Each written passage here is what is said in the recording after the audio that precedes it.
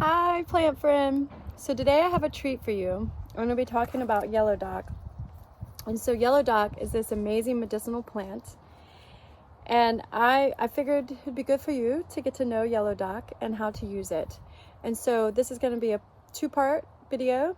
First part is going to be how to identify yellow dock, Rumex crispus, how to process it, and the second video will be how to make a syrup. All right?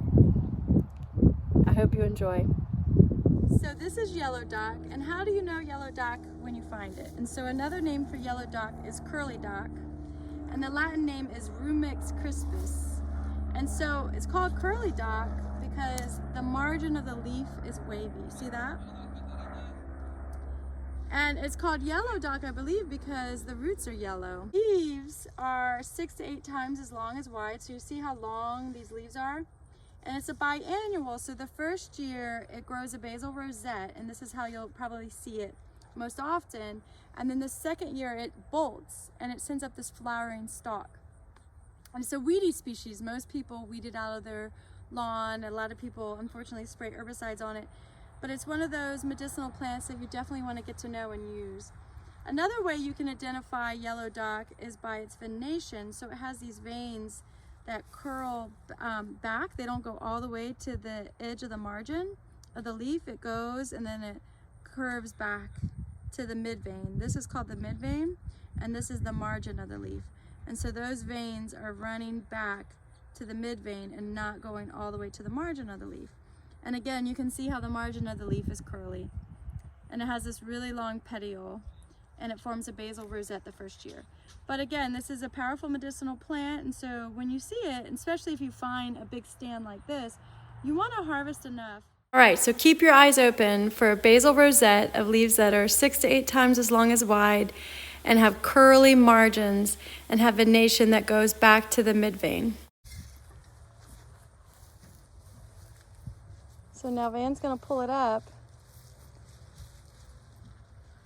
and then she'll use the Ori knife to kind of break away some of the soil. So we try our best to get all the roots, but sometimes it's really hard with yellow dock. But I think we definitely have enough to make a syrup and to save some to use throughout the winter for tea. So Van has harvested this one, and she's cleaning the roots. We're gonna wash them when we get back to the house, but she's cleaning some of the soil off with the Ori knife.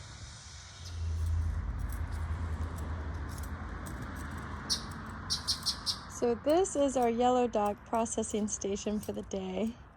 And we decided that the best route is to soak the roots in water for a little bit and then peel them with a potato peeler. Okay.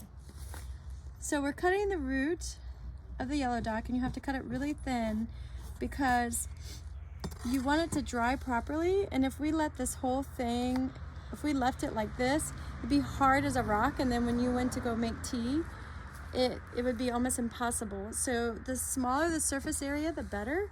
And really, I should probably cut these in half or cut them in a couple pieces, but that's so pretty. So Van and I just love the way it looks. And we're gonna use some of these to make syrup, but when I go to make syrup, or when I cut it up for tea, I'll cut it up even smaller. But some of these I'm just gonna keep like this for, just because it's beautiful. So now I'm back in the apothecary, and I have allowed these to dry in the sun for one day.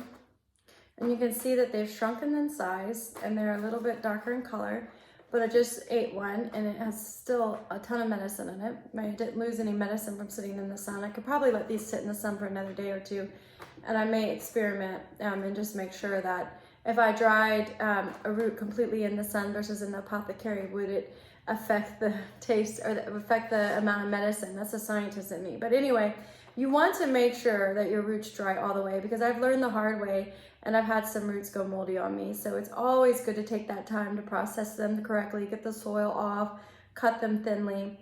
And why do you want to go through all this trouble? Why do you want to take the time to get to know yellow dock, harvest it, process it?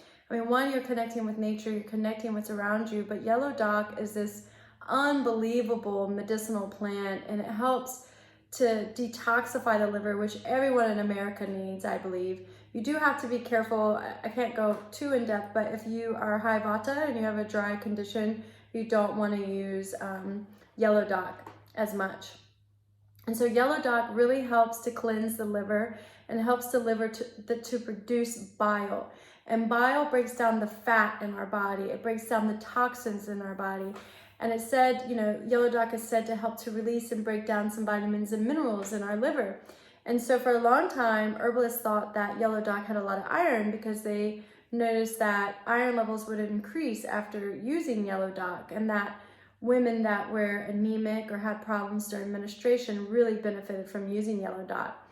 And there's been more research that has been done, and it shows that it helps to break down the held iron in the liver. And so I haven't done a tremendous amount of research, but I encourage you to look into that. But overall, you could think about yellow dock as being a good herb to go to help build up your iron levels in your body, increase your energy levels, increase the resiliency in your body, because it is considered a tonic. And so it's considered an alterative, which is an herb that helps to build the blood, cleanse the blood. So it's going to help to remove toxins from your body. And it's really bitter. So if you try a little bit, you'll see why it works, on the liver and the stomach. A lot of people use this herb that battle with constipation, right? So it helps, again, to produce more bile, to break down fats, and constipation can be things that are stuck in the body. And so this yellow dock's gonna help break it down and move it through the body. I did have a student that took botanical medicine movement last year, and she found this huge yellow dock root. It was like about this big. And she drank the tea almost every day, I think for like a month or something. And she lost a lot of weight. And she told me, she was like, I feel great. I feel better than I have in a really long time, and I've lost a lot of weight. And I found that interesting because yellow dock is known to help to produce more bile and break down those fats in the body. So maybe for people that are holding on to fat, this herb is a good go-to. And so if you deal, or you struggle with weight loss and constipation, I would totally 100% turn to yellow dock. It's very, very safe. I did find some conflicting advice as to whether to use it or not during pregnancy. One herbal book said do not use it during pregnancy. Another herbal book mentioned using it for anemic women during pregnancy. So maybe if you had that condition and you were anemic when you were pregnant, you could use it. But overall, I wouldn't recommend it during pregnancy. It's pretty bitter and moving herb. Anyway, that's yellow dock. And so the second video that I'm going to share with you next Thursday is going to be on how to make the syrup. And so I highly recommend, or I would be super grateful if you hit subscribe and follow Your Whole Herbal School channel. I'll keep showing up every Thursday for a year. I don't know if I'll do it longer than a year, but definitely for a year, just to share with you guys. All right, be well, plant friend. Peace.